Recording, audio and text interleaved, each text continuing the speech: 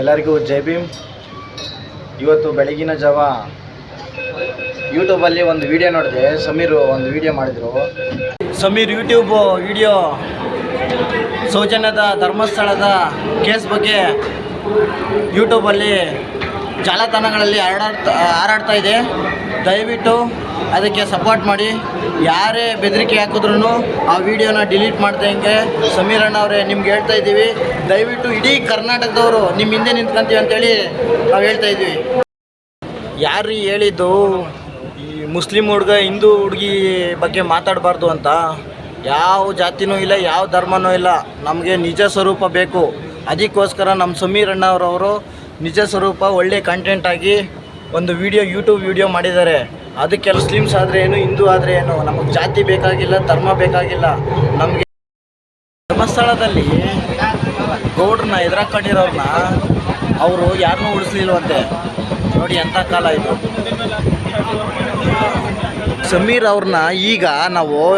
ಅವ್ರನ್ನ ಈಗ ಕೈ ಬಿಟ್ಟರೆ ನಾವು ನಿಜವಾಗಲೂ ಮುಂದೆಂದೂ ಇಂಥ ವಿಡಿಯೋನ ಮಾಡೋಕ್ಕೆ ಸಾಧ್ಯ ಇಲ್ಲ. ಯಾವುದೇ ಕಾರಣಕ್ಕೂ ಇಂಥ ವಿಡಿಯೋನ ಸೌಜನ್ಯ ಕೇಸ್ ಬಗ್ಗೆ ವಿಡಿಯೋನ ಈಗ ಸಮೀರ್ ಅವ್ರನ್ನ ತುಳಿದ್ರೆ ಯಾವುದೇ ಕಾರಣಕ್ಕೂ ಮುಂದೆಂದೂ ನಾವು ಯಾರೂ ವಿಡಿಯೋ ಮಾಡೋಕ್ಕಾಗಲ್ಲ. ದಯವಿಟ್ಟು ಅವ್ರಿಗೆ ಸಪೋರ್ಟ್ ಮಾಡೋಣ. ಈಗ ನಾವು ಕನ್ನಡಿಗರೆಲ್ಲ ಅವ್ರ ಹಿಂದೆ ನಿಂತ್ಕೊಳ್ಳೋಣ ಅಂಥೇಳಿ ನಮ್ಮ ಅನಿಸಿಕೆ. ಈಗಲಾದರೂ ಸೌಜನ್ಯರವರಿಗೆ ನ್ಯಾಯ ಸಿಗಬೇಕು. ಮತ್ತು ಅಧಿಕಾರಿಗಳು ಇಷ್ಟು ದಿವಸ ಮೋಸ ಮಾಡಿದ್ದೀರ. ದಯವಿಟ್ಟು ಇನ್ನು ಯಾವುದೇ ಕಾರಣಕ್ಕೂ ಯಾರಿಗೂ ಮೋಸ ಮಾಡೋಕ್ಕೆ ಹೋಗಬೇಡಿ. ನೋಡಿ, ಸುಳ್ಳು ಅನ್ನೋದು ನಿಧಾನಕ್ಕೆ ಗೊತ್ತಾಗುತ್ತೆ. ನಿಜವಾಗ್ಲೂ ಅಂತಂದರೆ ಸುಳ್ಳು ಅನ್ನೋದು ನಿಧಾನಕ್ಕೆ ಗೊತ್ತಾಗುತ್ತೆ. ಕಾಲನೇ ತೋರಿಸುತ್ತೆ ಸುಳ್ಳು ಅನ್ನೋದಕ್ಕೆ. ಕಾಲ ಇದ್ದೇ ಇರ್ತೈತೆ, ಕಣ್ಣು ತಕ್ಕಂಡೇ ಇರ್ತೈತೆ ಕಾಲನೂ.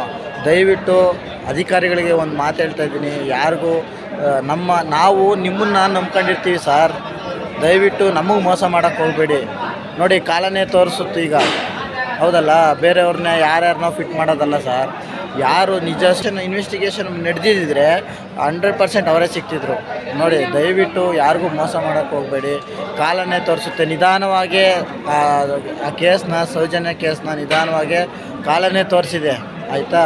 ಅದಕ್ಕೋಸ್ಕರ ದಯವಿಟ್ಟು ಈ ಥರ ಮಾಡೋಕ್ಕೆ ಹೋಗಬೇಡಿ. ಜನರಿಗೆ ಮೋಸ ಮಾಡೋಕ್ಕೆ ಹೋಗಬೇಡಿ. ಅಧಿಕಾರಿಗಳಿಗೆ ಹೇಳ್ತಾ ಇರೋದು, ಜನಗಳು ನಿಮ್ಮನ್ನು ನಂಬ್ಕೊಂಡಿರ್ತಾರೆ ಸರ್.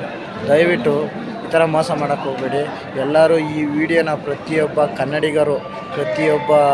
ಕನ್ನಡಿಗರಿಗೂ ಈ ವಿಡಿಯೋನ ಶೇರ್ ಮಾಡಿ.